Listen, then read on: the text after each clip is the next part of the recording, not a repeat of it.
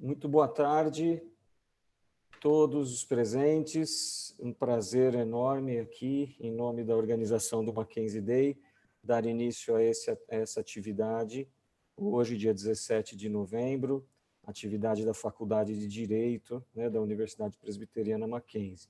Meu nome é André Boiani Azevedo, sou professor de Direito Penal e Processo Penal aqui no Mackenzie. Estou aqui acompanhado pelo professor Marcelo Luiz Baroni, também professor de Penal e Direito Processual Penal aqui no Mackenzie, e nós vamos realizar na data de hoje uma simulação de um julgamento pelo Tribunal do Júri, Tribunal do Júri, que aqui na nossa legislação brasileira é responsável por julgar os crimes dolosos consumados ou tentados contra a vida, além dos crimes eventualmente conexos, ligados a estes, mas em especial são os crimes dolosos consumados ou tentados contra a vida. Então, crime de homicídio, crime de aborto, crime de infanticídio, crime de participação em suicídio, são ali os crimes que, por excelência, são julgados pelo Tribunal do Júri. Eu sou advogado, criminalista, atuo no Tribunal do Júri, normalmente fazendo defesa no júri. Professor Marcelo Luiz Baroni, promotor de justiça, normalmente também atuando no júri ali, fazendo o trabalho da acusação.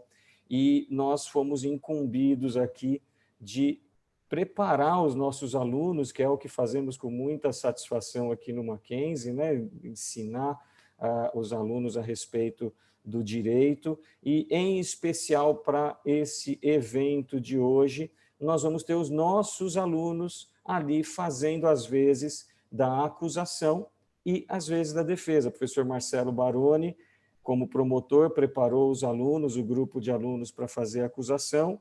Eu, professor também advogado, preparei ali os alunos, trabalhamos junto com os alunos para fazermos aqui a defesa e acusação de um caso real, um caso efetivamente que houve processo a respeito, e exatamente por isso vamos tratar as pessoas só pelo primeiro nome, não vamos dar detalhes maiores a respeito do caso, para não ter maiores ali problemas em relação à intimidade. Mas saibam que é um caso real, prático, como trabalhamos em sala de aula, em especial no projeto Liga da Justiça, que é um projeto que nós fazemos com os alunos, trabalhando júris de casos reais, para que eles aprendam ali a fazer as teses de defesa, para que possam trabalhar com casos práticos de uma forma bastante concreta e real.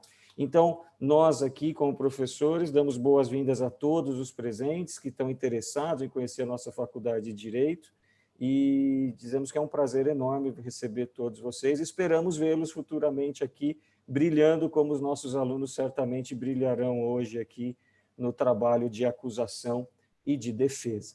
Tá bom? Os nossos alunos aqui do grupo de defesa são de 4º a 6º semestre, tá? De acusação também. No nosso caso aqui da defesa, temos a Amanda, o Gabriel, a Beatriz, Felipe, a Catarina, o Pedro e o Matheus, que vão se apresentar e falar aí para vocês no momento em que forem iniciar suas falas, vocês vão identificá-los e eles vão ter ali o tempo para se manifestar. Como que vai funcionar? Num júri real, a acusação fala por 1h30, a defesa fala por 1h30, depois temos réplica pela acusação, possível por 1 hora, e a defesa fala em tréplica por mais 1 hora. Evidentemente, numa simulação, vamos reduzir esses tempos de fala, teremos 20 minutos para a acusação, seguida pela fala da defesa por 20 minutos, depois réplica por 10 minutos e tréplica por mais 10 minutos. Sobre os quesitos, ao final, quem vai decidir se o acusado vai ser condenado ou não, qual o destino do acusado, serão vocês todos que estão assistindo aqui ao júri. Nós vamos abrir os quesitos por um sistema de aplicativo aqui de votação online, que explicaremos aí mais para frente. Certo? Passo a palavra, então, ao professor Marcelo Luiz Baroni, para também fazer as considerações dele. Desde já agradeço a presença de todos vocês. Boa noite a todos. É um prazer a gente estar participando desse projeto. É uma iniciativa do nosso diretor da faculdade, Dr. Jean Paulo Ismânio, nosso diretor. É um projeto que já vem sendo feito durante vários anos. O MAC Day se tornou uma tradição, o nosso júri simulado, com os alunos participando. Os alunos de quarto a sexto semestre fazem o júri. São alunos que participam ativamente dessas atividades de júri, então eles gostam dessa atividade, e nós damos essa oportunidade para que eles mostrem o que eles aprendem na faculdade. Para quem está vindo para o Mackenzie, digo a vocês que estão vindo para uma excelente universidade. Eu tenho a honra de ter sido formado, me formei em Direito no Mackenzie, ingressei primeiramente como delegado de polícia do Departamento de Homicídios, depois ingressei no Ministério Público, onde já estou há 28 anos, e há 15 anos leciono no Mackenzie, juntamente com o professor André, que é meu amigo, que é meu colega, excelente professor também. Se vocês pensam em uma universidade, tenho certeza que estão hoje na melhor universidade de direito do país. Estão hoje participando de uma atividade, numa universidade, diga-se de passagem, que não parou um dia sequer em relação à pandemia. As nossas aulas são intensamente online, presenciais, a gente faz aula em tempo real com os alunos têm até ficado cansados, porque tem aulas todos os dias, não paramos nenhum dia, e conseguimos ainda no meio de uma pandemia, conseguimos ainda fazer um projeto desses, que é um projeto difícil de fazer, não presencialmente.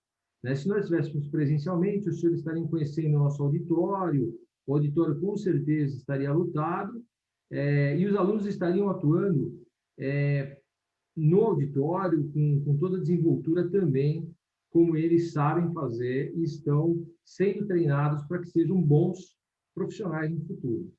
Eu queria agradecer aqui aos alunos que vão hoje apresentar, mas temos vários alunos que participaram também do projeto na elaboração do estudo, mas que vão apresentar hoje será a Júlia, a Paloma, a Ana, a Lívia, o João Vitor. Se depois eu esqueci de alguém, no final a Júlia pode me auxiliar se eu esqueci de alguém aí, mas eu agradeço de coração, os meninos estão muito entusiasmados, se dedicaram demais. Agradeço também a defesa, os nossos alunos da defesa também, que eu não trabalhei com eles, mas já agradeço de antemão a presença de vocês. Os meninos todos estão muito entusiasmados com o júri, em que pese, como disse, se fosse presencial, estaríamos no auditório lotado hoje, e eles estariam com a mesma desenvoltura que vão ter hoje, apresentando online. Mas, infelizmente, a pandemia nos afastou por hora. O ano que vem, se Deus quiser, estaremos juntos, e o ano que vem essa atividade será no nosso auditório. Eu gostaria já, professor André, se o senhor me permitir, até para que não demorasse demais, eu já vou passar a palavra à apresentação do caso, que será feita pela promotoria. A promotoria, como o professor André falou, eu já fui promotor do júri, já trabalhei muito em júri. Primeiro fala a acusação, depois a defesa. É claro que no plenário do júri existem alguns rituais um pouco diferentes. Existe uma apresentação, o juiz está lá, o juiz-presidente, forma-se o corpo, o conselho de sentença, formado por 7 jurados. Aqui nós não teremos formação de 7 jurados, não temos o juiz-presidente. Nós estamos fazendo esse papel de apresentar aos senhores o que é o júri, mas o juiz tem todo esse papel quando o júri é um júri real. Então, de antemão, eu gostaria de agradecer e passar a palavra para a Júlia, para que ela comece a fazer a Professor, eu só vou compartilhar a tela, tá bom? Com os slides. Não tem problema, fica à vontade. E nós vamos falar, a Júlia falará por 20 minutos, inicialmente. Senhores, todo mundo está conseguindo ver os slides? Sim. Sim? Sim. Tá bom. Pode começar, professor. Boa noite. Excelentíssimo juiz-presidente, minha satisfação está sobre a presidência de Vossa Excelência. Meus cumprimentos à bancada de defesa e minhas saudações ao Conselho de Sentença. Senhores jurados presentes, que hoje terão importante papel de decidir esse plenário, representando a sociedade como um todo. Primeiramente, gostaria de salientar ao Conselho de Sentença que o papel do Ministério Público não é sempre condenar. Somos promotores de justiça, ou seja, se postulamos a condenação de uma pessoa, é porque estamos convictos de que ali existem provas suficientes para condenar. Antes de mais nada, gostaria de apresentar os participantes dessa história. A vítima, Ricardo, possuía transtornos psiquiátricos, era usuário de drogas, que causava problemas na família. Porém, temos o nosso protagonista, Robson, um criminoso contumaz, reincidente em crime de roubo à mão armada, habituado com crime, usuário de drogas, não tinha amor à vida, principalmente a vida de seu irmão, pois Robson matou seu irmão friamente. Agora, senhores, irei apresentá-los aos fatos, mostrando que houve homicídio qualificado, decorrente de uma facada fatal na perna da vítima, conforme exposto e comprovado no laudo de exame necroscópico. Iremos aos fatos.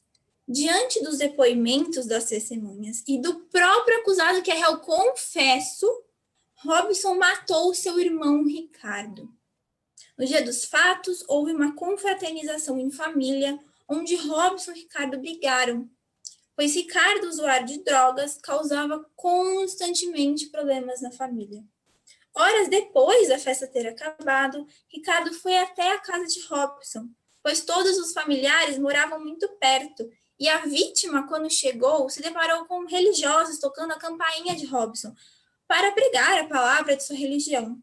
Nisso, ao ver Robson, que não os atendia, já alterado devido a entorpecentes, começou a quebrar objetos na casa de Robson com o intuito de chamar a atenção do irmão. Assustados, os religiosos foram embora, e assim Robson desceu para atender o irmão. Pegou uma faca e a partir daí os dois começaram a brigar.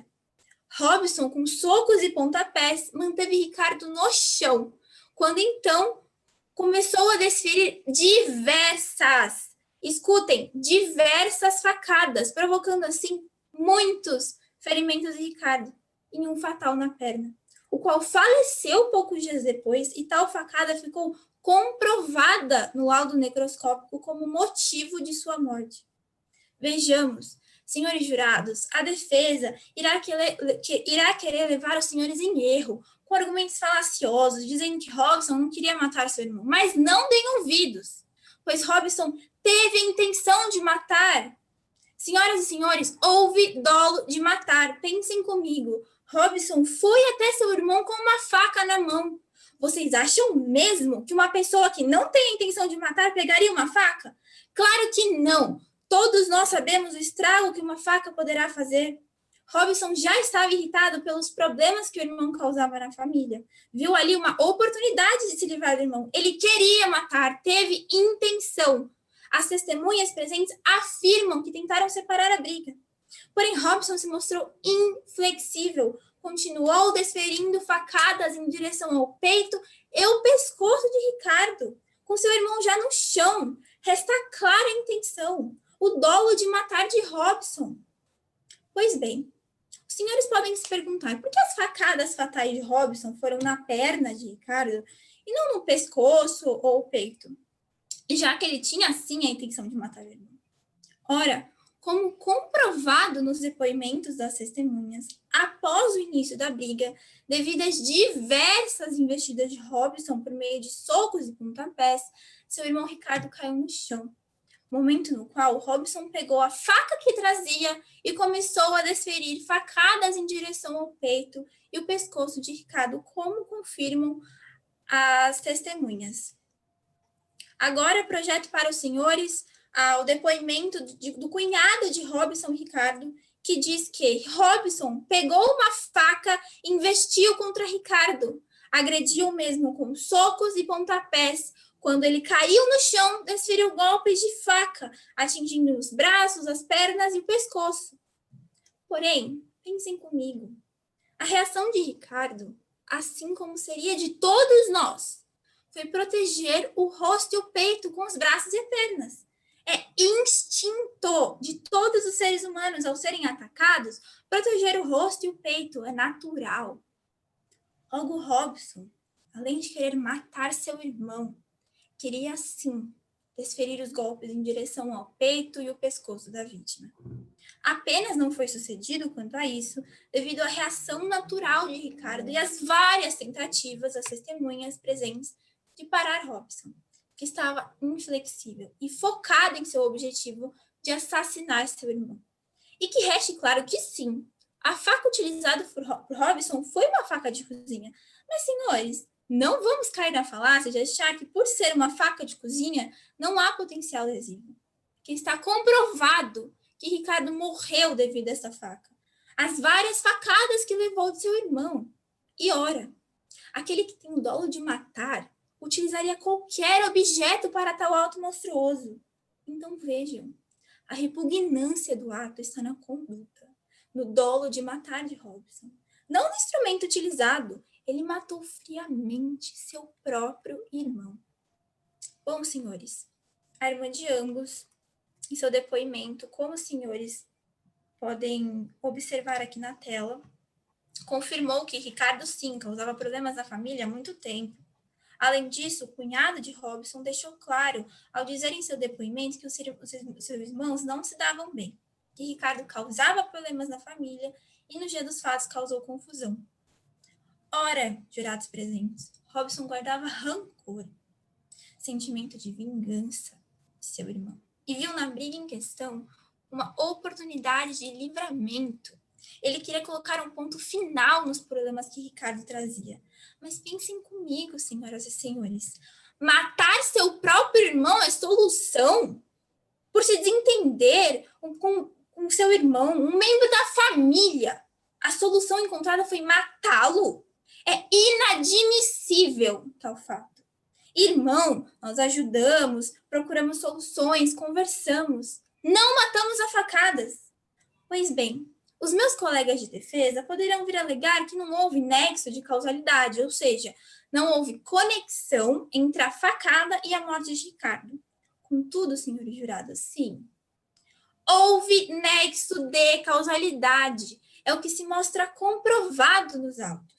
O laudo necroscópico, que é feito por um perito, ou seja, um profissional expert, deixa claro que a causa-morte foi devido à facada em sua perna. Ora, a negligência da vítima de ter ido ou não no hospital não importa, pois o dolo e a intenção de matar se fizeram presentes. O laudo, a certidão de óbito agora se encontra projetada na tela, o qual fala que a causa-morte de Ricardo foi devido à infecção feita de um ferimento de um agente cortante, ou seja, a facada que Robson desferiu em Ricardo. Assim como no exame necroscópico, que também se encontra projetado na tela, fala que o histórico da morte da vítima foi 3 facadas que recebeu de seu irmão e que o levou em óbito. Então, resta clara a intenção, resta claro que Robson teve a intenção de matar seu irmão. Assim, termina minha fala e agora passarei a palavra para minha colega promotora, Paloma Araújo.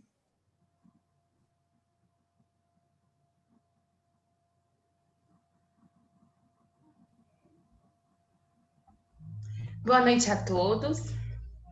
Continuando a fala da acusação, eu quero dizer que a defesa poderá alegar uma tese de legítima defesa. E o que é legítima defesa? De acordo com o artigo 25 do Código Penal Brasileiro, entende-se em legítima defesa quem, usando moderadamente, guardem essa palavra, dos meios necessários, repele injusta agressão, atual ou iminente, a direito seu ou de outrem. O artigo 23, no inciso 2º do Código Penal também, diz que essa prática não é crime. Mas não foi isso que aconteceu. Como bem dito pela minha colega doutora Júlia, e exposto no processo, de acordo com o testemunho de Jefferson, sobrinho de Robson, o réu desferiu diversas facadas em direção ao peito e ao pescoço de Ricardo, enquanto ele estava deitado. Ele estava deitado. Senhores, a vítima já estava prostrada no chão, sem defesa. E a única coisa que ele conseguiu fazer foi colocar as mãos, as pernas, como uma reação do corpo, na tentativa de se desvencilhar do irmão que não parava de atacá-lo. Como vocês viram, o artigo fala de usar moderadamente os meios necessários para se defender. Foi isso que o Robson fez? Não! Ele esfaqueou, enquanto o Ricardo estava deitado, sem portar nenhuma arma consigo. Ele não tinha arma nenhuma, absolutamente nada que pudesse machucar o Robson. Isso parece legítima defesa para vocês? Não parece? Porque não foi. Robson, desde o começo, agiu com intenção de matar o próprio irmão, em uma tentativa de se vingar dos problemas que a vítima proporcionou à família. E depois de machucar o irmão gravemente, Robson fugiu e não foi visto novamente até ser preso 4 anos depois do crime. Na ocasião da prisão, o próprio Robson disse que estava foragido porque tinha problemas com a justiça. Ele falou isso, ele tinha problemas com a justiça. E isso é verdade, pois este homem tem uma lista extensa de antecedentes criminais.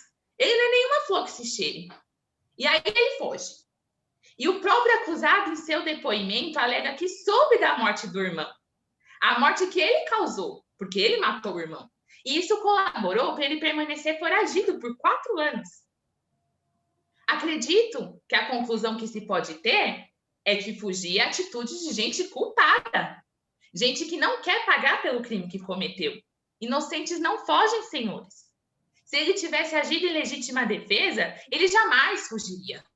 Inocentes não têm medo de enfrentar a justiça, pois sabe que não cometeram nada de errado. O ditado popular é muito verdadeiro quando diz que quem não deve não teme. Robson, ele tem o que temer. Ele matou friamente Ricardo, o seu irmão, alguém da sua família. Não podemos falar de legítima defesa. Quem se defende não vai preso, porque só exerceu um direito de preservar a sua vida. E não foi isso que o Robson fez. Ele não se defendeu coisa nenhuma. Ali, ele viu uma oportunidade de se livrar do irmão. E olha só, senhores, ele conseguiu. Ele ceifou a vida do irmão. Ele teve êxito na sua empreitada, mesmo outros familiares tendo tentado impedir. Eles tentaram impedir a tragédia. A tragédia que é um irmão matar o outro. Mas não foi suficiente para parar Robson. E hoje, senhoras e senhores, o Ricardo não está mais aqui. O Ricardo não habita mais no mundo dos vivos por causa de quem? Do seu irmão, do Robson. E por isso devemos ser justos. E Robson ser punido pelo crime que cometeu. Portanto, senhores jurados, votem com a acusação. Não absolvam esse homem. Não deixem esse criminoso livre. Não deixem esse crime impune. Eu passo a palavra para minha colega, a doutora Ana Marito. Boa noite, meus cumprimentos a todos presentes. Senhores, estamos aqui hoje falando sobre um homicídio qualificado. Sim, qualificado. A banca de defesa tentará afastar a qualificadora, porém isto é inadmissível. O artigo 121 do Código Penal prevê o crime de homicídio. Em seu parágrafo 2º, inciso 1º, é previsto o homicídio qualificado se for cometido mediante paga ou promessa de recompensa, ou por outro motivo torpe. Senhores, preciso que tenham em ênfase esta parte do artigo, o motivo torpe. Motivo torpe é um motivo repugnante, adjeto, vil, que demonstra sinal de depravação do espírito do agente. Dentro de um motivo torpe, além da paga ou promessa de recompensa, está a vingança. Sim, vingança. Bom, vamos aos fatos.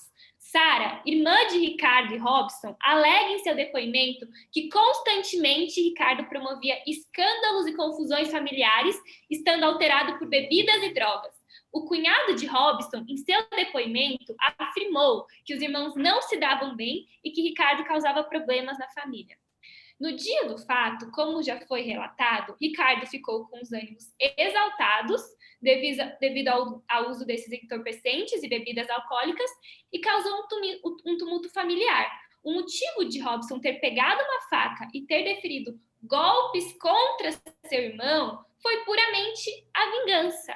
Ele guardava rancor e quis vingança de seu irmão pelos problemas que causava na família. Ou seja, ele viu na briga uma maneira de colocar um ponto final nos problemas que Ricardo trazia. Como minha colega de acusação já relatou anteriormente, as testemunhas presentes afirmaram que tentaram separar a briga, mas Robson se mostrou inflexível. Ele estava agindo com sede de vingança, totalmente cego ao mundo alheio. Senhores, querer matar o irmão por uma simples vingança de brigas familiares é extremamente torpe, é repugnante. A solução encontrada por se desentender com seu irmão é matá-lo? Isso é inadmissível. Irmãos brigam. A maneira de se resolver problemas familiares não é matando. Não existe um motivo que justifique tal ato. Irmãos se ajudam. Irmãos não matam uns aos outros.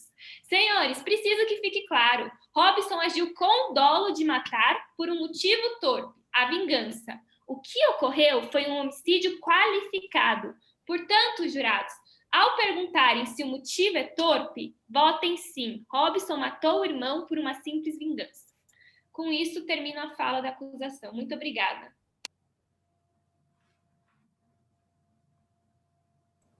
Senhor André, então eu passo a palavra para o senhor e já passa para a defesa. Obrigado, professor Baroni. Eu parabenizo a acusação pela exposição e passo imediatamente, então, inicialmente a palavra para Amanda, que vai começar a fazer, então, a exposição da defesa, lembrando que a acusação utilizou o tempo regulamentar dela, um pouco menos, em torno de 17 minutos, e a defesa vai ter, então, o prazo máximo de 20 minutos para apresentar suas alegações. Tá bom? Então, a Amanda está com a palavra pela defesa. Obrigada. Boa noite a todos e todas. Eu gostaria de cumprimentar o excelentíssimo senhor presidente, os nobres jurados aqui presentes nesse conselho de sentença, bem como os colegas da acusação. Meu nome é Amanda Ciari e eu irei expor as razões pelas quais os senhores devem absolver Robson. Primeiramente, ao contrário do que foi dito pela acusação, nós estamos julgando um sujeito que não sabemos nem se matou. Ou seja, não sabemos se o que o Robson fez foi realmente o que provocou a morte de Ricardo. Vamos à descrição dos fatos que efetivamente estão nos autos, diferentemente do que trouxe a acusação até agora, e no final dessa narrativa os senhores chegarão nas mesmas conclusões que eu vou lhes apresentar. A presente demanda trata-se de uma injusta acusação. Robson está sendo acusado de homicídio qualificado por motivo torpe. E tudo começou em um momento que provavelmente os aqui presentes já vivenciaram. No dia do ocorrido, estavam todos em festa da neta de Sara, irmã de Robson e Ricardo. Quando Ricardo chegou na festa e começou a causar tumulto, e por essa razão Robson conversou com ele e tentou acalmá-lo. Após a festa, senhores jurados, Robson foi para casa, acompanhado de sua companheira. E até então, percebam, nada havia acontecido. E para evitar qualquer ligação falaciosa da acusação, eu vim esclarecer 3 premissas básicas para os senhores. É certo que Robson, desde sua adolescência, foi inserido no universo das drogas. É certo também que Robson bebeu na festa antecedente aos fatos. E o que ele fez após beber? Ele foi para sua casa e decidiu descansar com sua companheira. Eu creio que nenhum dos aqui presentes, nem mesmo a douta promotora de justiça, julgará inadequada a sua atitude em buscar sossego no interior de sua residência, não é mesmo? E digo mais, provavelmente o caminho tomado por Robson após a festa, ou seja, o retorno para sua casa, não deve ter surpreendido a nenhum de seus parentes. Afinal, verifica-se que é unânime, senhores jurados, a percepção dos familiares de ambos, de que, conforme exposto pelo próprio sobrinho, Jefferson, nas folhas 62, Robson nunca deu trabalho. Outra coisa que também não me parece ter surpreendido os presentes no momento do ocorrido foi a agressividade de Ricardo e os atos que resultaram em seu nítido descontrole. E aqui reportam-me as mesmas premissas ora já apresentadas. É certo que Ricardo, desde sua adolescência, foi inserido no universo das drogas. É certo também que Ricardo bebeu na festa antecedente aos fatos. E o que ele fez após beber, senhores jurados, e usar drogas?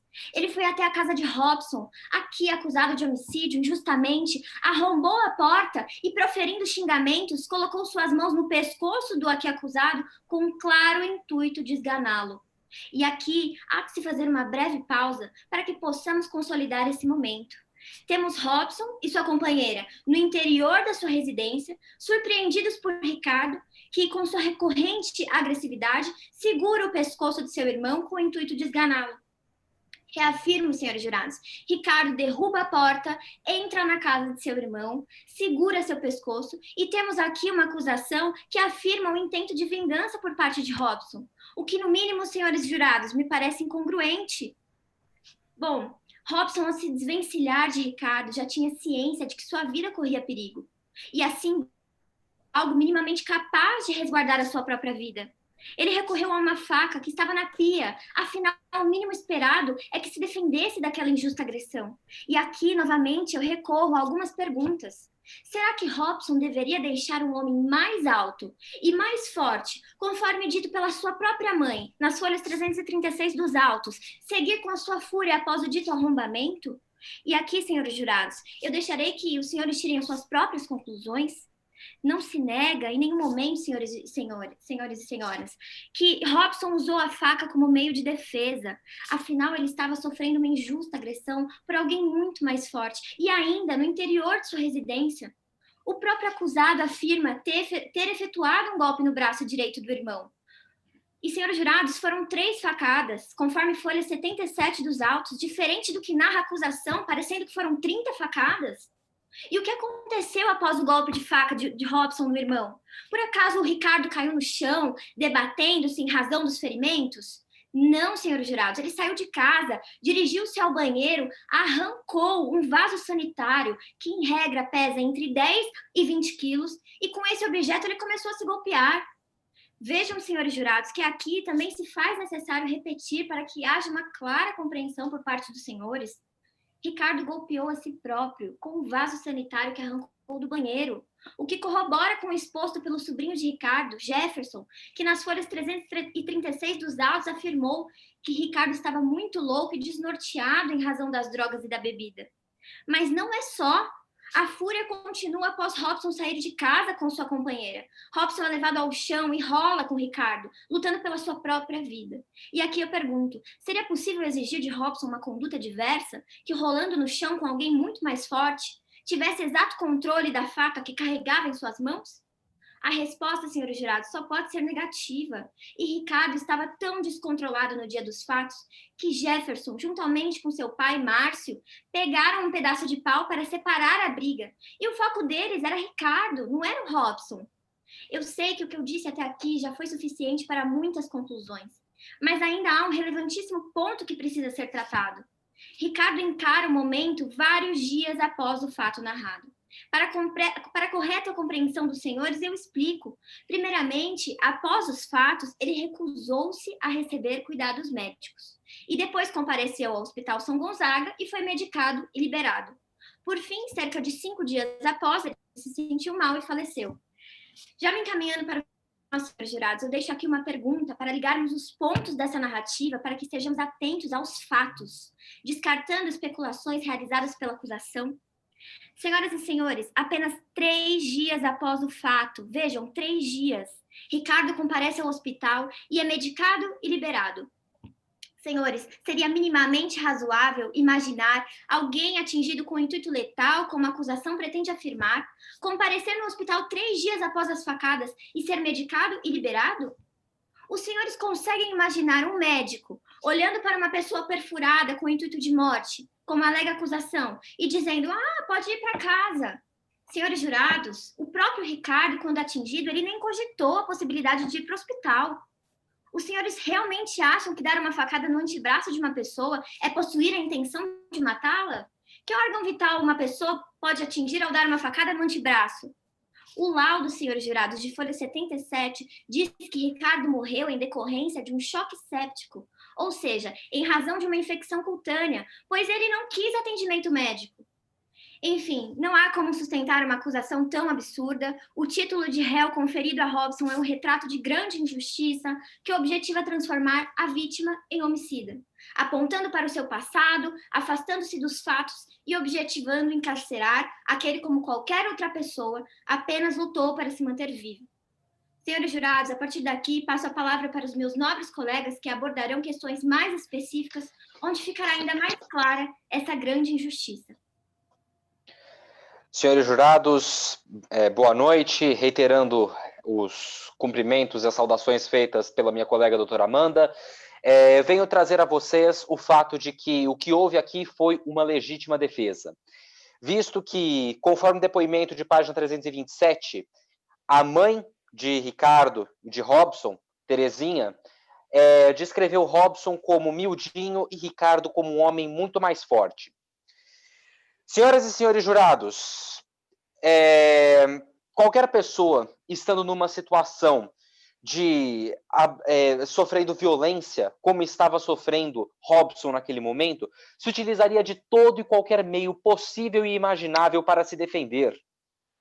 Senhoras e senhores, Robson não atacou, Robson não partiu para cima, Robson não teve uma atitude de iniciar a violência. Ele foi acordado com um homem muito maior do que ele, com as mãos em seu pescoço tentando esganá-lo, senhoras e senhores. É inadmissível, por sinal, que nós tenhamos essa acusação afirmando que há motivo torpe. Há sim uma legítima defesa, senhoras e senhores. Há uma legítima defesa. Se o Robson efetivamente quisesse matar o Ricardo, teria se utilizado do momento em que o Ricardo, estando muito louco, conforme depoimento do sobrinho Jefferson, estava se golpeando com um vaso sanitário. E o Robson não se utilizou desse momento para tentar matar o Ricardo, muito pelo contrário.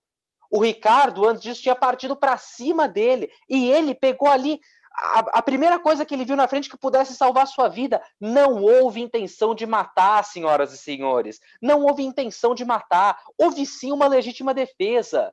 E a legítima defesa não é algo que tanto se busca na sociedade atual, por meio da mídia, com seus programas policiais, por meio da defesa do porte de armas, que tantas pessoas são favoráveis. Não é isso que tanto se busca na sociedade atual, que as pessoas tenham o direito de se defender, sem serem punidas por conta disso, senhoras e senhores.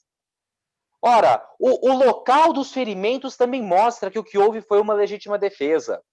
Afinal, o Ricardo ele foi ferido no braço e na perna, locais onde não havia a menor possibilidade de que se atingissem órgãos vitais, e ainda por cima, o Ricardo ele não fez a menor questão de buscar socorro. Foi buscar socorro 3 dias depois e morreu 2 dias depois de ter buscado socorro, ou seja, 5 dias depois dos fatos, por conta de um choque séptico, por conta de uma infecção. Em momento algum por conta de uma hemorragia causada pelos ferimentos. Senhoras e senhores, houve uma legítima defesa. Houve uma legítima defesa. O que eu acabei de mencionar, constante das folhas 78 do processo, ainda na fase do inquérito policial, mostra isso. O local dos ferimentos mostram isso. O depoimento e até mesmo a compreensão física dos dois mostra isso, visto que o Ricardo era um homem muito maior do que o Robson. Senhores, eu lhes rogo, façamos justiça.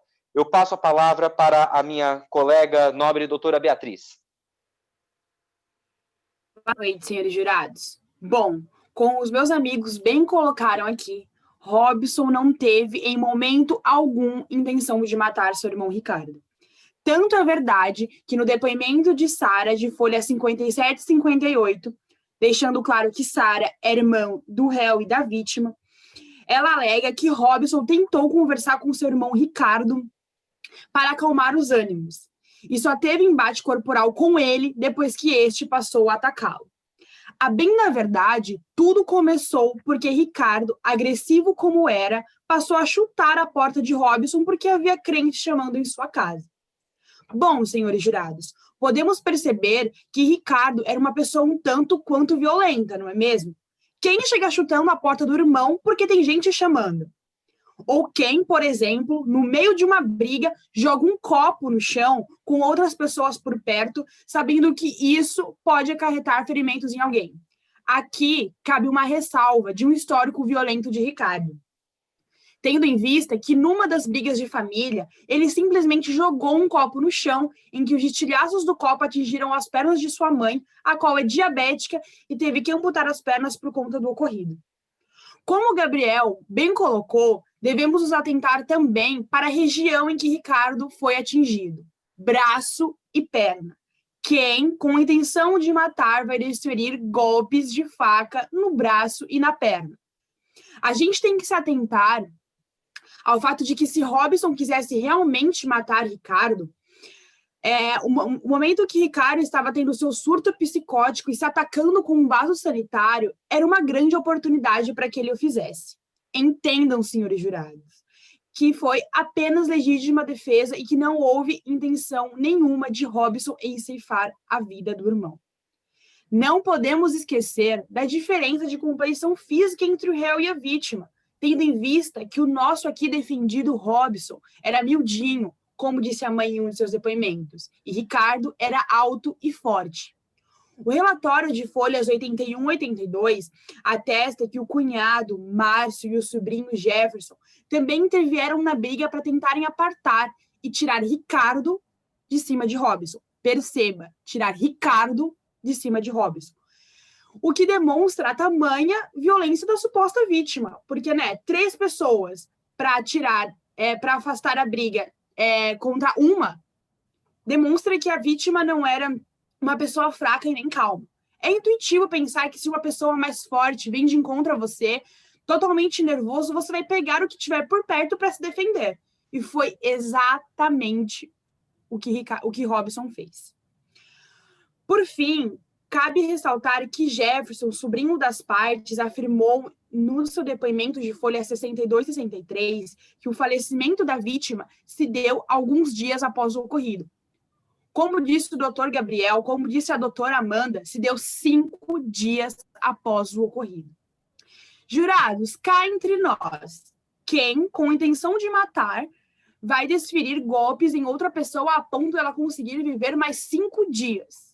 É isso que eu estou tentando explicar para vocês. Foi apenas legítima defesa. Não houve intenção nenhuma, em nenhum momento, de Ricardo ceifar a vida, de Robson ceifar a vida de Ricardo. É assim que eu encerro a minha fala e passo para o doutor Felipe. Obrigada.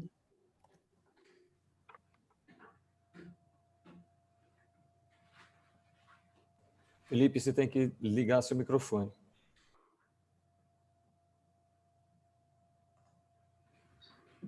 Pronto. Então, retornando. Obrigado, Beatriz. Eu reitero os cumprimentos a todos os presentes. Inicio a minha fala afirmando que, mais do que nunca, para mim, já está mais do que provado que os fatos aqui narrados foram de legítima defesa e que já foram apresentadas provas suficientes para que se convençam de que este é, sim, um caso de legítima defesa. Entretanto, é meu papel apresentar outra tese para que se complete a defesa de Robson e para que não reste dúvidas de sua inocência. E por isso apresentarei os seguintes argumentos constantes nos autos do processo, que justificam entender que Robson, além de ter agido em legítima defesa, nunca houve vontade ou intenção de matar Ricardo, o que tecnicamente chamamos de dolo homicida. E por essa razão, não haveria que se falar no cometimento de homicídio, como os membros de acusação do Ministério Público apresentam. Começo reiterando os locais atingidos, sendo apenas antebraço e perna, como consta no exame de corpo de delito realizado pelo Dr. Luiz Carlos de Mello. E com isso, verificamos sendo locais não vitais do corpo humano, partes essas que, quando atingidas, não levam à morte, como, por exemplo, levaria se fossem atingidos cabeça, pescoço ou órgãos vitais da região torácica. Ademais, afirmo Ademais, fica comprovada a baixa natureza da lesão causada quando identificamos o testemunho de Sara, que é a irmã de ambos, onde ela detalha que após a briga, Ricardo, ainda louco, vai até o banheiro e joga um vaso sanitário em sua própria cabeça, o que o deixa zonzo. E aqui eu faço um parênteses e pergunto aos senhores jurados, não seria esta a oportunidade perfeita para que Robson, então, já que este, entre aspas, tenha vontade de matar Ricardo, por que este não foi até ele e o desferiu mais facadas em regiões vitais, qualquer tipo de forma que levasse dano ao seu corpo? Mas não foi isso que Robson fez. E isso só nos leva a crer que ele não teve a vontade de matar. Pois quando isso aconteceu, o que Robson fez foi ir embora, pois entendeu que finalmente estava livre das presas de Ricardo. Após isso, Sara, em depoimento, confirmou que Robson foi embora e esta ofereceu levar Ricardo ao hospital. E este recusou, pois entendia estar bem. Conta Sara que somente após cerca de 3 dias do ocorrido, seu irmão Ricardo solicitou que essa lhe levasse ao hospital, onde ele foi medicado e liberado por médico competente, ou seja, estava apto a voltar para sua casa, já que não havia risco algum à sua integridade física. Destaco que não se sabe o que Ricardo fez ou deixou de fazer ao longo desses dias em que se passaram entre a data da briga e o dia em que foi levado até o hospital pela primeira vez, dia este que foi apenas 3 dias do dia da briga. Foi medicado e liberado. Após isso, somente 2 dias após, este veio a óbito. Também não sabemos o que ele fez entre o dia em que um médico mais do que competente o disse que estava apto, que sua saúde estava perfeita, em perfeitas condições para que possa voltar para sua casa. Doutor Felipe, a defesa tem mais 1 minuto.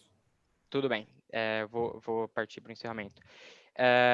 Ademais, que já foi dito, em diligência policial preliminar acontecida no dia 18 de setembro, 4 dias após o ocorrido, o investigador de polícia, o senhor Adilson Ferreira da Silva, depois de conversar com Sara, perguntou a Ricardo, que ainda estava em vida, se o que Sara testemunhara era verdade, e Ricardo confirmou a veracidade dos fatos narrados por ela. Entretanto, palavras de Ricardo, manifestou-se contrário à abertura de qualquer ação investigatória de caráter formal contra Robson, já que este entendia que não foi Robson que era o culpado, e sim ele que causou toda a briga e Robson apenas se defendeu. Diante disso, encerro resumindo os fatos para que não reste dúvida, afirmando que as provas do processo comprovam que Ricardo é que vai até a casa de Robson, esgana o pescoço de Robson, Robson milagrosamente consegue pegar uma faca e ao ser atacado por murros de Ricardo, acaba acertando somente o antebraço de Ricardo. Após isso, os dois ainda rolando em briga, vieram o cunhado e o sobrinho de ambos e atacaram Ricardo, pois entendia que este é que estava machucando Robson, e não o contrário. O doutor Felipe precisa encerrar. Tá bom, eu vou partir para o encerramento. Então, isso deixa claro a legítima defesa, que consiste em ser atacado e retribuir o ataque para se defender. E por isso, apenas deveria existir lesão corporal. Aliás, caso não entenda que houve a legítima defesa, então que apenas entenda que existiu a lesão corporal, pois jamais houve o dolo homicida, não houve a vontade de matar, e por isso não há que se falar no cometimento de homicídio, que dirá qualificado por motivo torpe, e é assim que a defesa encerra. Obrigado. Agradeço, parabenizo também a defesa pela fala. Pergunto ao professor Marcelo Baroni se quer fazer algum comentário, se já passamos imediatamente para a réplica do Ministério Público. Podemos passar para a réplica. Agora, Lívia, né? Lívia que vai fazer a réplica, a primeira parte da réplica. Pode começar? Por favor, Lívia. Boa noite. Eu gostaria de cumprimentar todos aqui presentes, em especial os senhores jurados, que estão aqui hoje realizando um papel muito importante para a sociedade, que é o papel de fazer justiça. A defesa tentou apresentar aqui uma narrativa aos senhores que não condiz com os fatos, com o que realmente aconteceu. Uma narrativa totalmente deturpada. Me dá até a sensação de que a defesa está falando de outro processo. Em primeiro lugar, tentam alegar que Robson agiu em legítima defesa. Mas, senhores, em que momento Ricardo ofereceu um risco tão grande a Robson que a única maneira dele se defender fosse matando o próprio irmão? Em nenhum momento isso aconteceu. Robson pegou uma faca e desferiu golpes contra Ricardo, e quando mesmo já se encontrava golpeado no chão, Robson ainda assim continuou a desferir golpes, como mostra o depoimento de Jefferson, sobrinho dos dois. Ele disse que Ricardo estava caído no chão quando foi golpeado. Se o réu quisesse apenas se defender, não iria continuar golpeando Ricardo mesmo após ele já estar contido no chão. Um dos requisitos necessários para enquadrar a legítima defesa é o uso moderado da força. Como eu mostrei aqui aos senhores, não houve moderação nenhuma. Eram necessários 3 golpes de faca apenas para controlar o irmão? Não.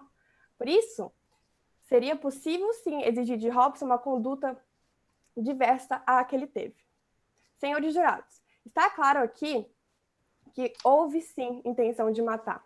Ainda no depoimento do sobrinho dos irmãos, Jefferson, ele relata que, vendo que Ricardo estava em sua casa, Robson já foi prontamente pegar uma faca.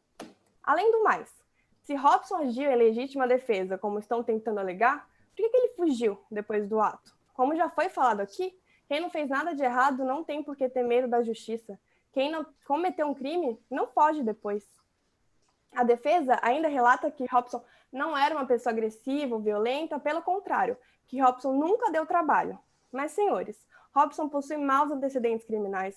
Ele já foi condenado por outros crimes. Como eu quero mostrar aos senhores a sua ficha de antecedentes criminais. Tá dando para ver?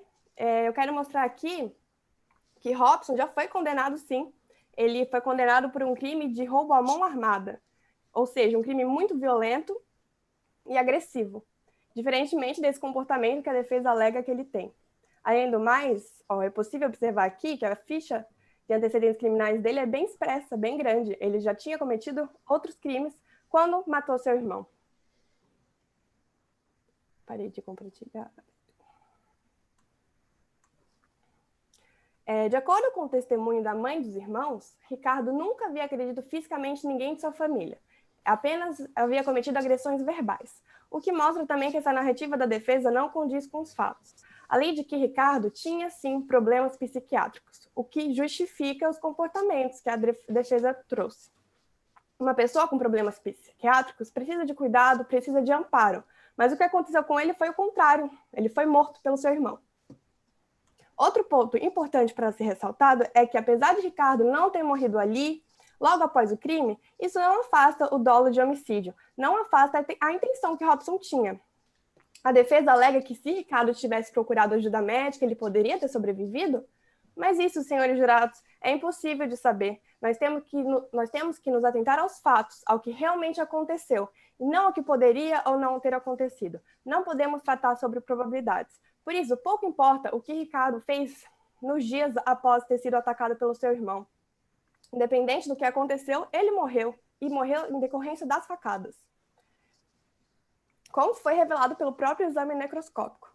Não há dúvidas acerca disso.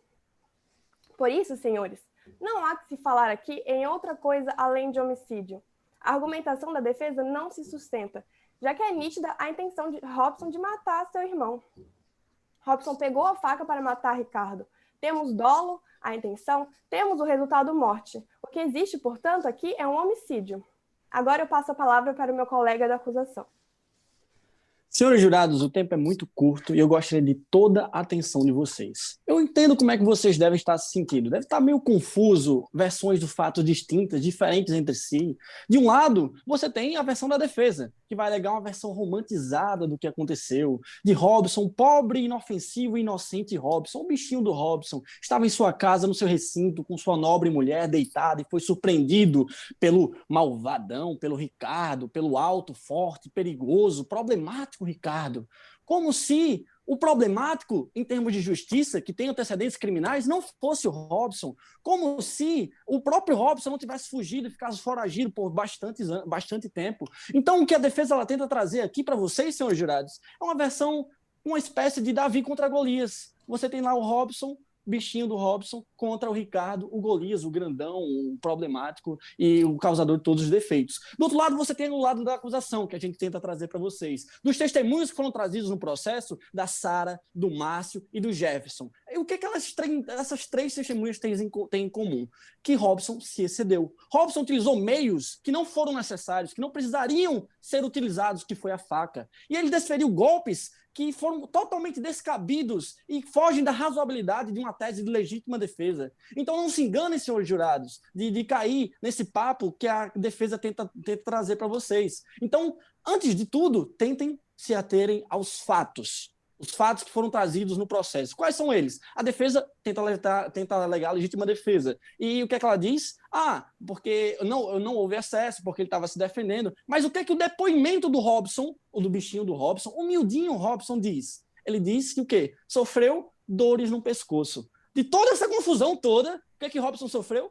Dores no pescoço. Então o miudinho contra o Golias, ele acabou não sofrendo nada.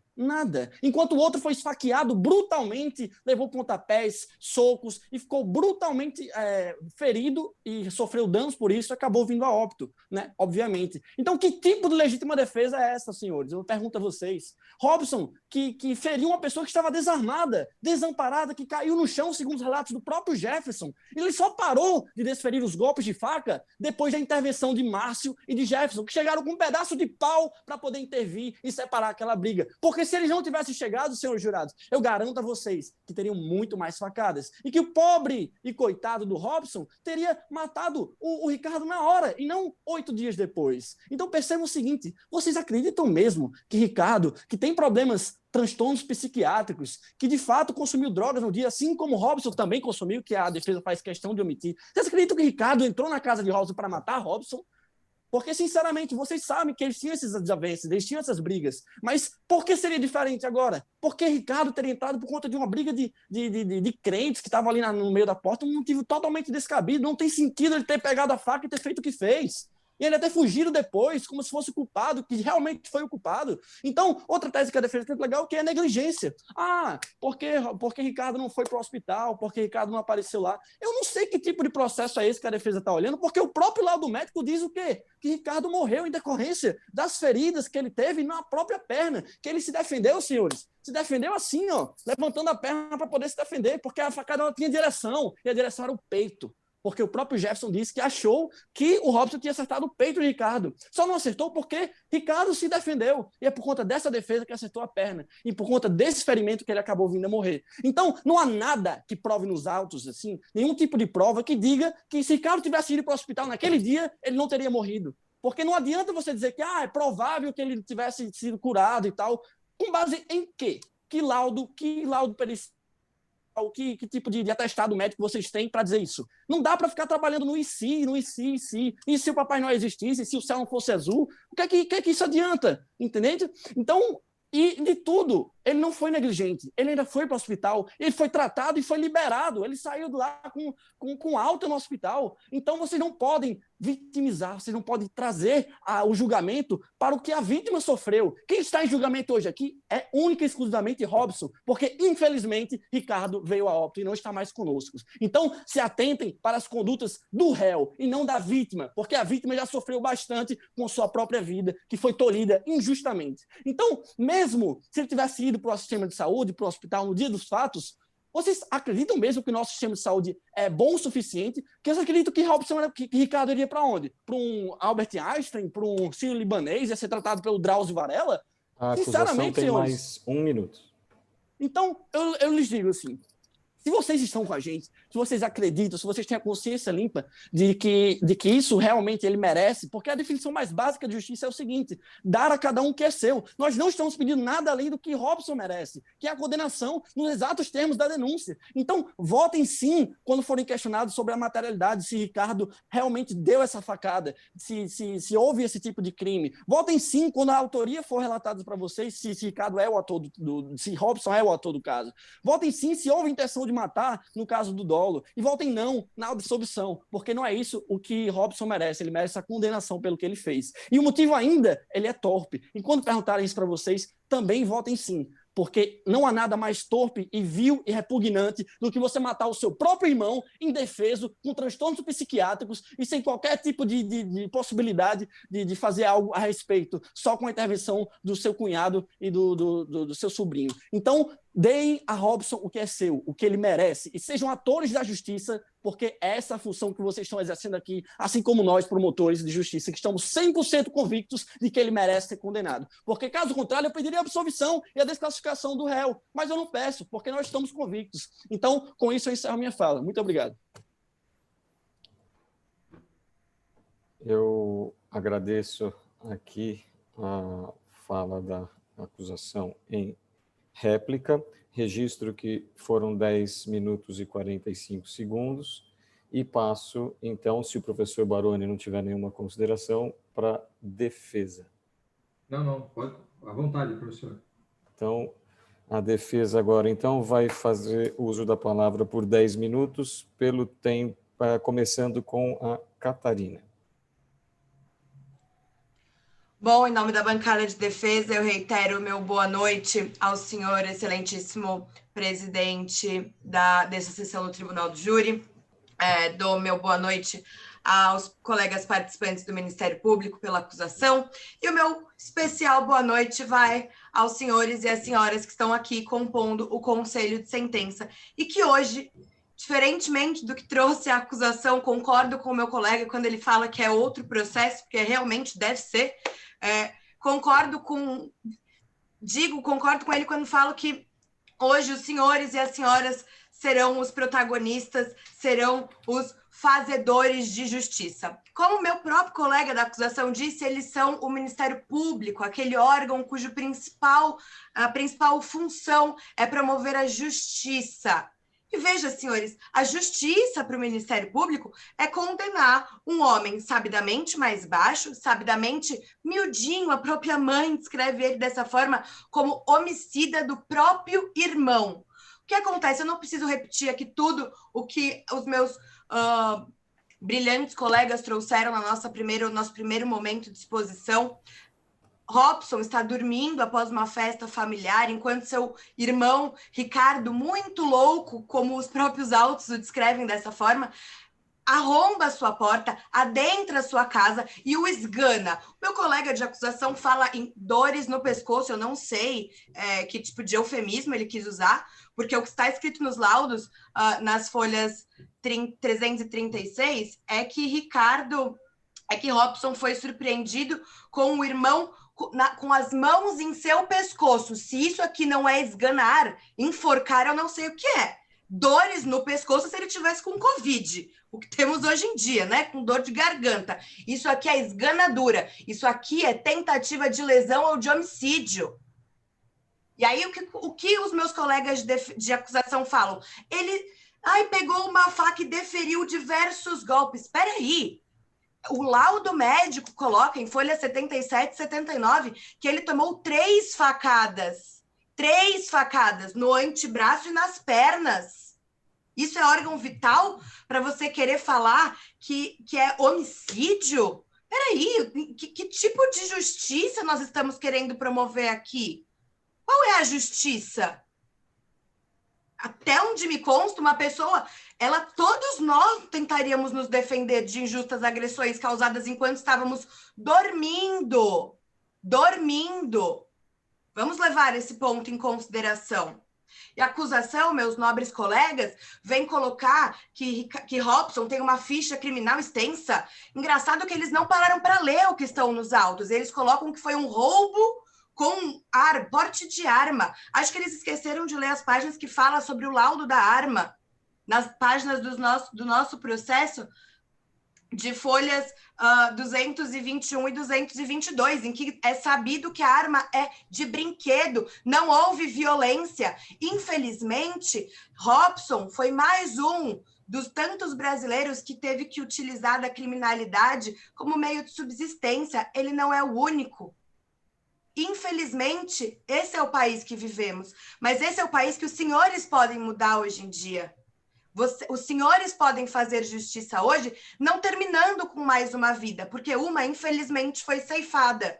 Uma vida que poderia ter sido preservada se ele tivesse ido ao hospital tão logo os ferimentos acontecessem. Mas a acusação me volta falando que o Robson fugiu. Sim, é evidente que o Robson fugiu. Ele ficou 5 anos encarcerado pelo crime de roubo que cometeu há mais de 20 anos. Uma pessoa que fica 5 anos dentro do sistema carcerário brasileiro não quer voltar. Além disso, Ricardo, enquanto estirado no chão, como as próprias testemunhas colocam nas folhas 336 dos autos, diz a seguinte frase: o que é de Robson está guardado, só vou esperar ele entrar no quintal. Senhores e senhoras, eu encerro minha fala pregando por justiça, e é por isso que os senhores estão aqui hoje, para fazer justiça, e a justiça é absolver Robson, que só quis se defender. Passo a palavra para o meu colega, Dr. Pedro, que vai continuar as nossas falas finais. Muito obrigada. Boa noite. Doutora Catarina, muito obrigado. E eu confesso aos nobres jurados que aqui saúdo com muito entusiasmo, que eu havia pensado em algumas coisas para colocar, mas realmente ouvindo o que foi trazido pela acusação, eu preciso iniciar tratando de um ponto. Primeiro, me referindo a algo que o doutor promotor colocou, o que a gente tem aqui não é um bichinho, né? O que a gente tem aqui é um ser humano que está sendo visto por vocês e que está aqui clamando por justiça. Segundo ponto, uma palavra trazida pela minha colega, que falou da Covid, e foi dito também pelo doutor promotor, e aqui a gente tem novamente palavras levianas, que tratando do sistema de saúde como se fosse algo extremamente fraco, ruim, podre. E o que a gente tem aqui é um sistema de saúde que sustenta a sociedade durante esse período, o sistema de saúde público. Mas, saindo desse ponto, eu vou andar um pouquinho para o caminho que os outros promotores querem, que é a gente olhar para os autos. E realmente, como foi colocado, vocês devem estar pensando, né?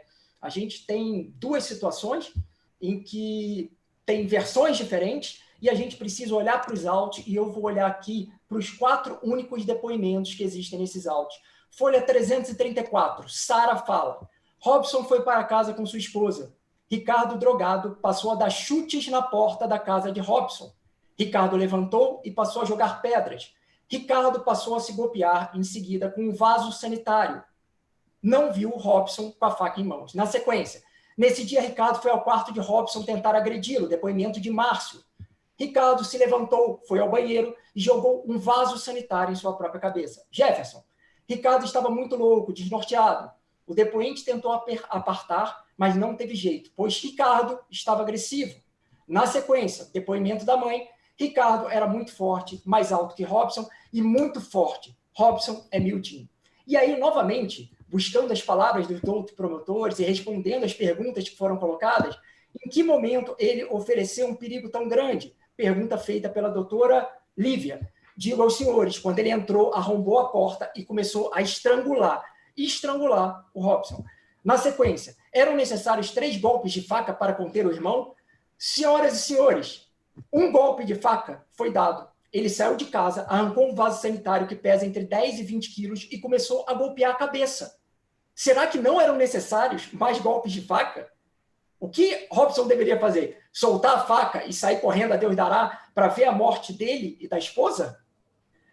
Na sequência, Robson possui maus antecedentes, condenado por roubo à mão armada. Senhores, eu tenho aqui algo que ficou aqui do meu lado e eu não esperava usar, mas é um boleto, né? Eu fico imaginando a pessoa recebendo um boleto que já pagou e sendo cobrado por esse boleto, o boleto século passado, por toda a vida dele.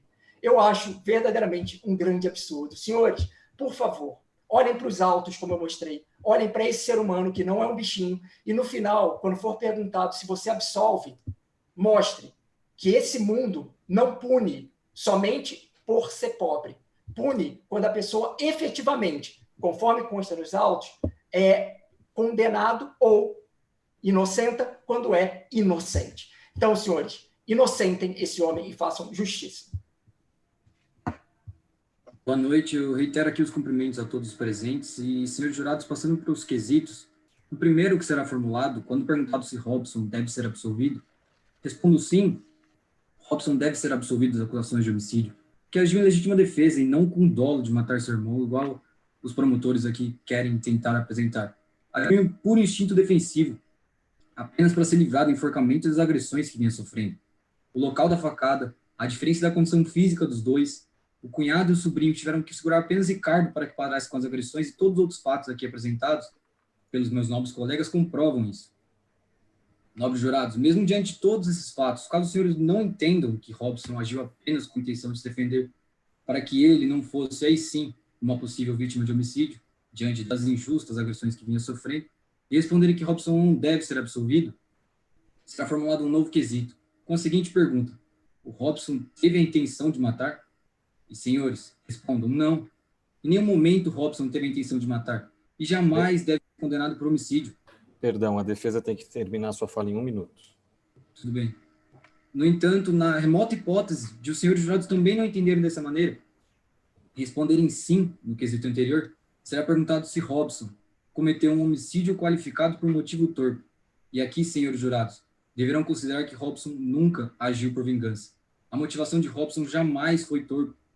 Portanto, mesmo diante de todos os fatos, caso não entendam que Robson agiu em legítima defesa, e nem mesmo que foi um caso de lesão corporal, respondam não. Robson não agiu por vingança. Robson não cometeu homicídio, muito menos por motivo torpe. Assim, encerro aqui minha fala apenas reiterando: senhores jurados, façamos justiça hoje. Considerem todos os fatos que lhe foram apresentados, que comprovam que Robson agiu apenas em legítima defesa, e votem por sua absolvição. Obrigado, senhores.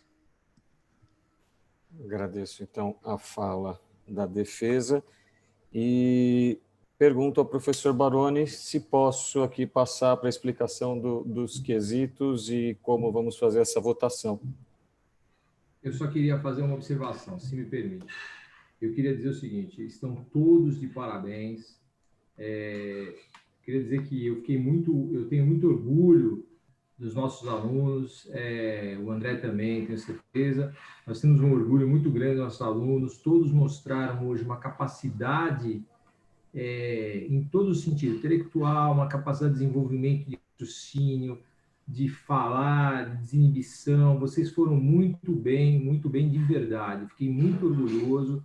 Independentemente de resultado, a defesa está de parabéns, a acusação está de parabéns, vocês são 10. Digo que eu cada dia mais tenho orgulho de ser maquinzista. Então, parabéns a todos vocês.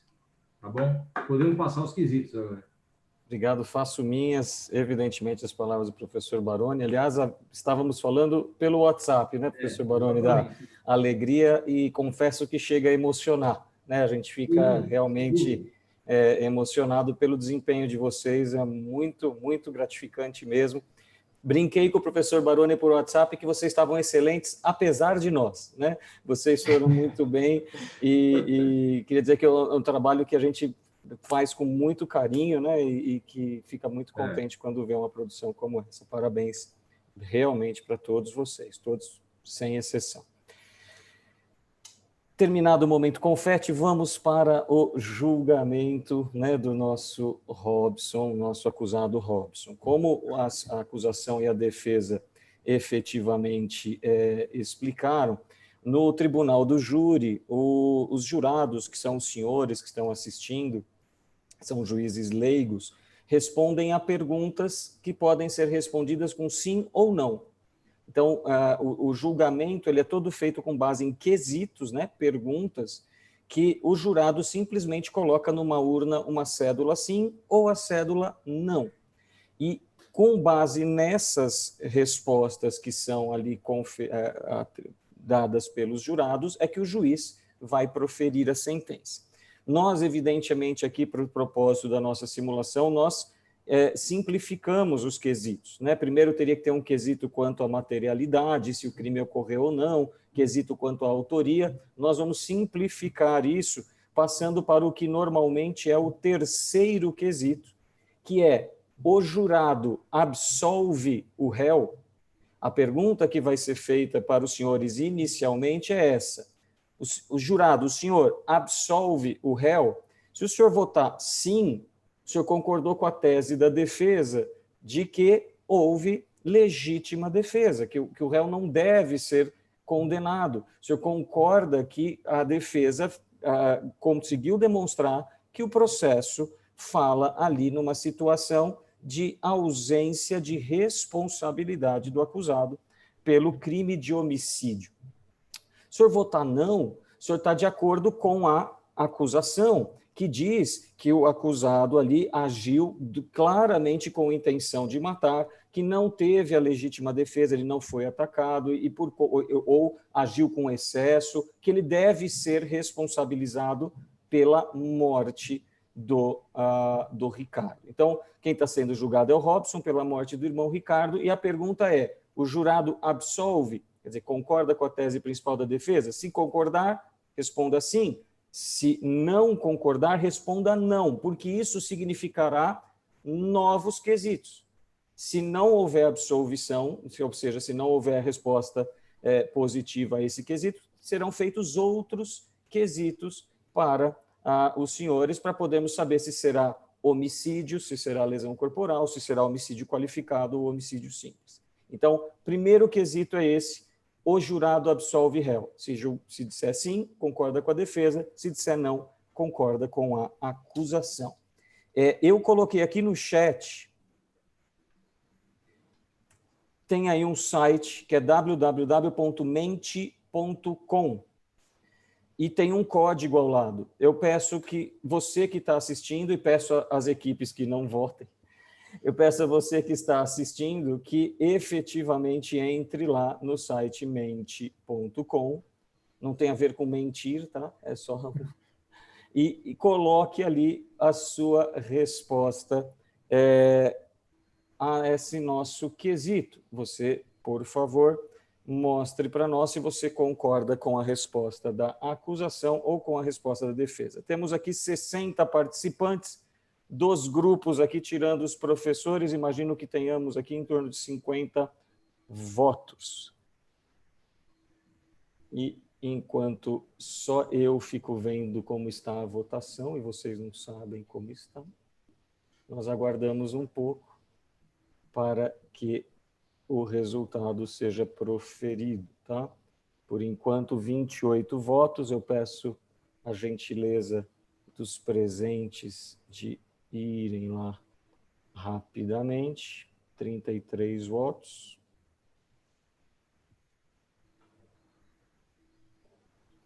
Aqui consta 60 participantes. Será que todos... Isso. Eu estou imaginando que, tirando os grupos, vai dar uns 40 e poucos votos, né? Na verdade, é 60 participantes. Cada grupo tem 7 e os 2 professores. Então, eu imagino uns 40 e poucos votos. Já temos 41 votos, 42, 43.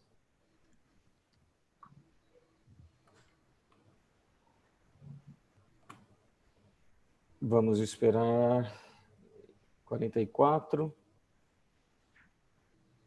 Ontem parece que deixamos 3 minutos para votação. Puxa, eu não vi a que horas começamos. Não, só estou dando uma ideia.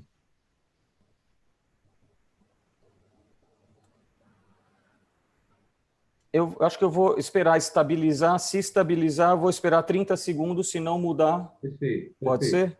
Perfeito, André. Ó, agora estabilizou em 44. Eu vou contar 30 segundos. Está falando que nós temos 44 pessoas. Tá, então eu vou esperar 30 segundos. Se não mexer ali, a gente encerra assim. Pode ser? Perfeito.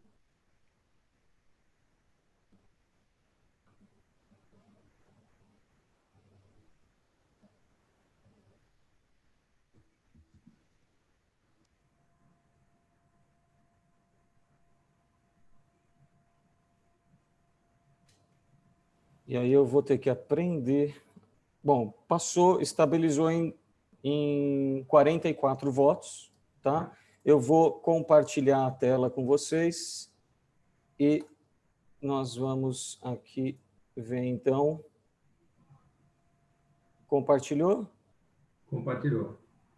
57% dos jurados votaram em sim, que absolvem o réu, e 43% decidiriam não absolver o réu, que seria a condenação. Então, com este placar, os jurados concordaram, então, com os argumentos da defesa e decidiram pela absolvição do acusado Robson.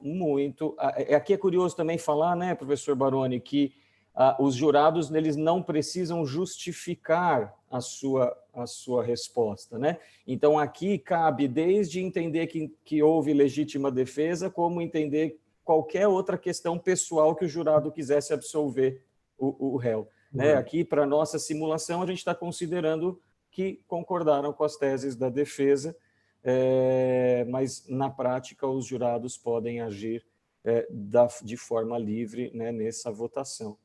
Eu queria dizer a todos o seguinte: se fosse no júri, a gente teria sete jurados votando. Quando se desse 4, já pararia o julgamento, para não saber quem votou em quem. Então, com 4 votos, já para a votação. Já deu maioria, acabou. Nesse caso aqui, a gente votou. Então, aqui a gente para a aquisitação, uma vez que o jurado absolve, então não teria por que mais. Caso tivesse sido entendido que ele matou, aí partiríamos para outros quesitos, né? Até chegar ao motivo torto. Mas como nesse caso houve absolvição, como o professor André falou, com absolvição pode ser por qualquer motivo, acabou, não tem mais votação. De qualquer forma, eu queria aqui agradecer aos participantes do Mac Day, quem veio, quem assistiu. Eu queria parabenizar de novo nossos alunos, e aqui eu falo em acusação, defesa, todos vocês foram muito bem, parabéns. Eu fiquei orgulhoso de todos vocês. Eu realmente imaginava que a gente conseguiria fazer um bom trabalho, mas a gente não sabia como é que seria isso online, né? Nós já fizemos ótimos trabalhos, o André e eu já fizemos isso lá ao vivo, né? Mas nunca tínhamos feito online. Então, eu queria parabenizar a todos, dizer que vocês estão de parabéns, vocês são muito esforçados, todos, tanto a acusação como a defesa, fizeram um trabalho maravilhoso, estudaram o processo, se dedicaram. Era um processo difícil, falo isso para todos, não era um processo fácil, não era uma prova, um caso que poderíamos falar que era um caso fácil, tanto para a acusação quanto para a defesa. Justamente o caso foi pensado justamente por ser um caso que havia tese de acusação e tese de defesa. Mas eu digo a vocês, vocês estão todos de parabéns, fiquei muito orgulhoso de todos vocês e espero que possamos repetir esse Mac Day com esse júri simulado presencialmente o ano que vem, todos juntos, e vocês de novo, acho que a maioria ainda não vai estar formado, né? A maioria vai estar na faculdade, e vocês todos já estão convidados a participarem o ano que vem com a gente de novo, fazer o Mac Day presencialmente no nosso auditório Rui Barbosa. Então, muito obrigado a participação de todos vocês. Professor André, suas considerações e... Muito obrigado, professor Baroni. Sem mais, o senhor já resumiu muito bem o orgulho que nós temos dos nossos alunos, a satisfação de ter aqui pessoas assistindo com intenção, com interesse de vir à nossa faculdade. Nossa faculdade está ansiosa por recebê-los e tê-los aqui também um dia fazendo júris como esses, e esses nossos alunos queridos certamente daqui pouquíssimo tempo fazendo júris conosco na prática, né? Tanto na acusação quanto na defesa, ambos ali brilhantes. Parabéns para todos dos 2 grupos. E é isso, ficamos muito felizes, e se Deus quiser, logo, logo estaremos juntos no Mackenzie o ano que vem, todos nós. Se Deus quiser. Certo? Gente, pessoal, muito obrigado. Muito obrigado mesmo. Um abraço para todos. Parabéns para vocês, parabéns para todos, tá? Parabéns para a defesa, parabéns para a acusação, parabéns a todos vocês. Muito obrigado. Um abraço para todos presentes. Até mais. Tchau, tchau.